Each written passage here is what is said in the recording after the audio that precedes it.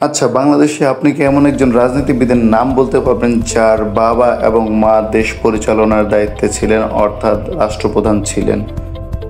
অনেকে গোলকধাঁধায় পড়ে যাবেন, আবার অনেকে জানেন। তারপর আমি বলে দিচ্ছি, তিনি হচ্ছেন তারেক জিয়া অথবা তারেক রহমান। তারেক জিয়ার রাজনৈতিক জীবন সম্পর্কে আমরা সবাই কম বেশি জানি। আজকের ভিডিওতে আমরা তারেক জিয়ার ব্যক্তিগত জীবন সম্পর্কে জানব। তাহলে দেরি না করে চলুন শুরু করা যাক। তারেক জিয়ার বাবা অর্থাৎ জিয়াউর রহমান ছিলেন বাংলাদেশের ৭ম প্রেসিডেন্ট এবং তার মা খালেদা জিয়া ছিলেন বাংলাদেশের ১০ম প্রধানমন্ত্রী। তারেক জিয়া ২০ নভেম্বর ১৯৬৭ সালে জন্মগ্রহণ করেন তৎকালীন পূর্ব পাকিস্তানে, বর্তমান বাংলাদেশে। তিনি প্রথমে বিএম সাহেব কলেজে পড়াশোনা করেছেন। এর পরবর্তী সময় ঢাকা রেসিডেন্সিয়াল মডেল কলেজ থেকে তিনি এসএসসি পাশ করেন এবং আদমজী ক্যান্টনমেন্ট কলেজ থেকে তিনি এইচএসসি পাশ করেন। ১৯৮৪-৮৫ সালে তিনি ঢাকা ভার্সিটিতে ল ডিপার্টমেন্টে ভর্তি হন।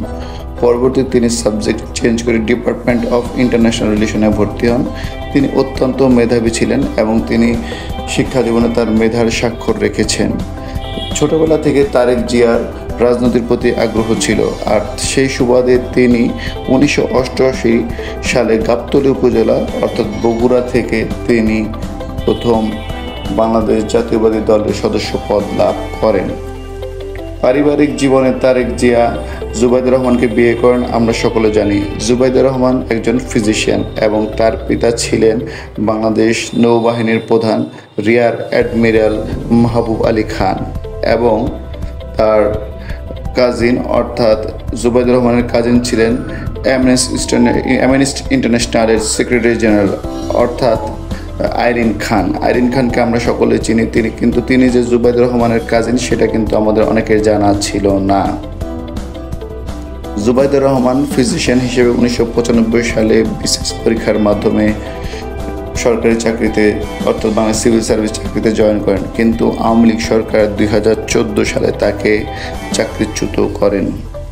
তো আপনারা সকলেই জানেন যে এই দেশে যে ২০২৪ সালে ঘটে যাওয়া জুলাই আগস্টের বিপ্লব, সেই বিপ্লবের মাধ্যমে আওয়ামী লীগ সরকারের পতন ঘটেছে। বর্তমানে দেশে একটি অন্তর্বর্তীকালীন সরকার রয়েছেন এবং এই অন্তর্বর্তী সরকারের কাজ হচ্ছে দেশে শান্তি শৃঙ্খলা ফিরিয়ে এনে এবং একটি রাজনৈতিক পরিবেশ সৃষ্টি করা এবং একটি সুষ্ঠু সুন্দর ভোটের মাধ্যমে যে কোনো একটি রাজনৈতিক দলের কাছে ক্ষমতা হস্তান্তর করা। অনেকেই মনে করছেন যেহেতু জাতীয়বাদী দল অর্থাৎ বিএনপি একটি বড় দল, তাদেরই ক্ষমতায় আসার সম্ভাবনা বেশি রয়েছে। এখন সময় বলে দেবে আসলে কে ক্ষমতায় আসবে। আজকের ভিডিওতে আমরা তারেক জিয়া সম্পর্কে আলোচনা করলাম। নতুন কোনো ভিডিওতে অন্য কোনো একজন রাজনৈতিক ব্যক্তিত্ব অথবা কোনো গুণী ব্যক্তিত্ব নিয়ে আলোচনা করব। সকলের সঙ্গে থাকবেন, ভালো থাকবেন, সুস্থ থাকবেন এবং ভিডিওটি ভালো লাগলে সাবস্ক্রাইব করে দেবেন। ধন্যবাদ সবাইকে।